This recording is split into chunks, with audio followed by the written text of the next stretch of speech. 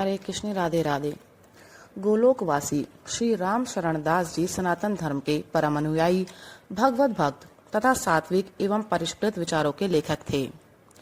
उनके द्वारा लिखी गई पुस्तक में पुनर्जन्म की कुछ प्रत्यक्ष घटनाओं का संकलन किया गया है। इन सत्य घटनाओं को पढ़ने से परलोक एवं पुनर्जन्म के सिद्धांतों में जनमानस की आस्था सुदृढ़ होगी और वे शुभ कर्मों की ओर अग्रसर होकर सन्मार्ग पर चलने की प्रेरणा प्राप्त करेंगे। सर्वप्रथम पितामह का पौत्र के रूप में जन्म की जो घटना है उसके बारे में यहाँ बताया गया हुआ है। एक संत के द्वारा वर्णित ये सत्य घटना है। यह मार्च 1960 की बात है। हम मुजफ्फरनगर के गांव में कुछ पुनर्जन्म संबंधी घटनाओं की सत्यता का पता लगाने की दृष्टि से गए हुए थे।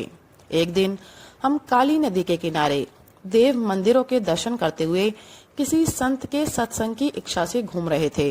अकस्मात एक जगह पर एक तख्त पर विराजमान एक संत जी से वार्तालाप के क्रम में हमें पता चला कि उन्हें पूरी गीता कंठस्थ है।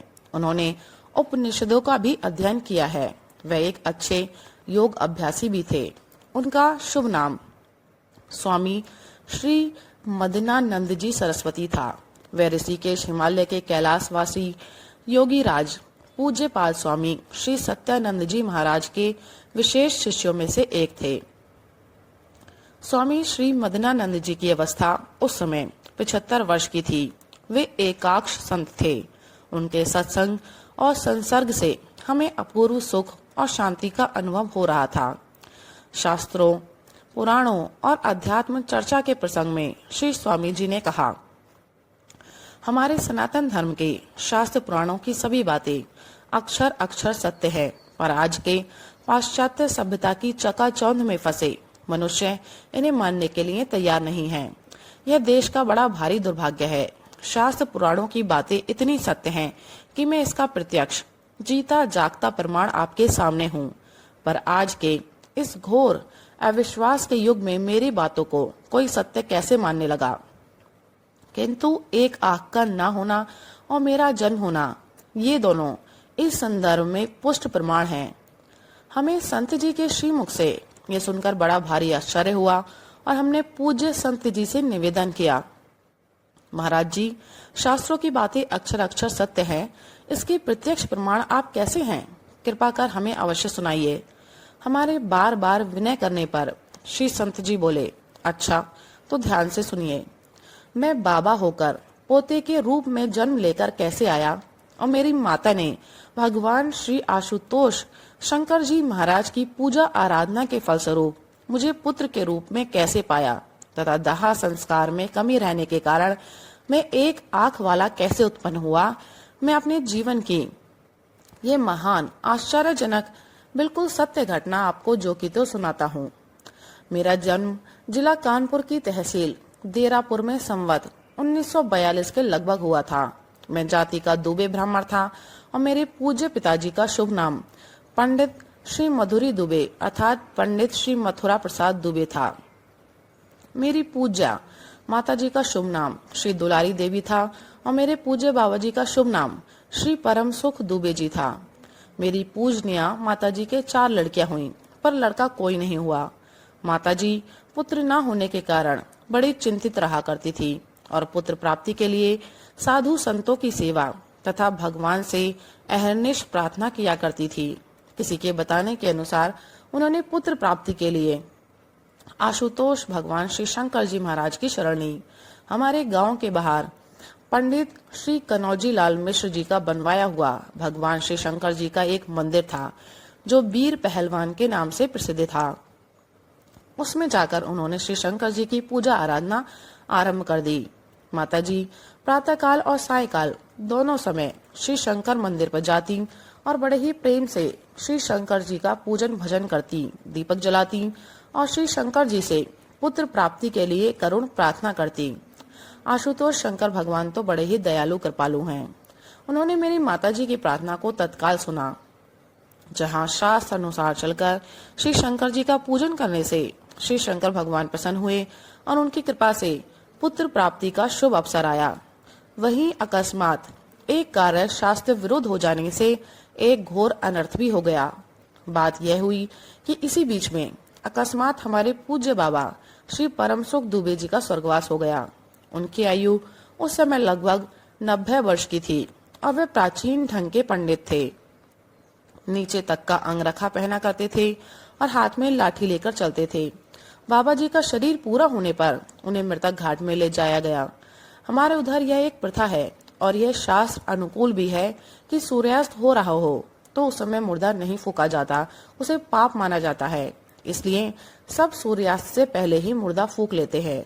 पर हमारे घर वालों ने अज्ञानवश यह कर्म कर डाला और सूर्यास्त के समय ही उनका दाह संस्कार कर दिया, जो एकदम शास्त्र के विरुद्ध था और वहाँ की प्रथा के भी विरुद्ध था। हमारे पूज्य बाबा जी का शास्त्र विरुद्ध दाह कर्म संस्कार करने का घोरतर दुष्परिणाम यह हुआ कि उन्हीं बाबा को मुझ पोते के रूप में आकर उसे आज तक भोगना पड़ रहा है और वही मैं आज आपके सामने उपस्थित हूँ। मैं जन्मांतर में एक आंख से भी हाथ धो बैठा। एक दिन रात्रि में मेरी माता जी को बाबा जी ने स्वप्न में दर्शन देकर कहा कि तुम लोगों ने हमारा दाह कर्म सूर्यास्त के समय कर दिया, इसलिए हमारा क्रिया कर्म भ्रष्ट हो गया। शंकर पूजन से तुम्हारे पुत्र उत्पन्न होगा और हम ही तुम्हारी कोख से पुत्र बनकर जन्म लेंगे, परंतु सूर्यास्त के समय हमारा दाह कर्म करने के कारण हमारा एक नेत्र विनष्ट हो गया, इसलिए हम तुम्हारे एक नेत्र वाले पुत्र होंगे। माता जी ने यह स्वप्न देखा और उन्हें इससे बड़ा आश्चर्य हुआ। उन्हें बाबा जी की ये भविष्यवाणी की बात सबको सुना दी। स्वप्न की बातें वास्तव में सत्य निकली और कुछ दिनों पश्चात ही मेरी माता को गर्भ रहा और बाबा जी की स्वप्न की भविष्यवाणी के अनुसार मैं एक आंख वाला पुत्र उत्पन्न हुआ। मैं ही अपना बाबा हूँ। मैंने ये पूर्व जन्म की बातें कैसे बताई, जहाँ शास्त्र विरुद्ध सूर्यास्त के समय दाह कर्म करने के कारण बाबा को मुझ पौत्र के रूप में आकर एक आंख से हाथ धोकर आज तक कष्ट उठाना पड़ रहा है, वहीं जीवन भर मेरी माता को भी मेरी एक आंख न होने का संताप बना रहा। जब मैं कुछ बड़ा हुआ और बोलने लगा, तब मैं सबके सामने स्वतः ही बाबा होने का प्रत्यक्ष प्रमाण देने लगा।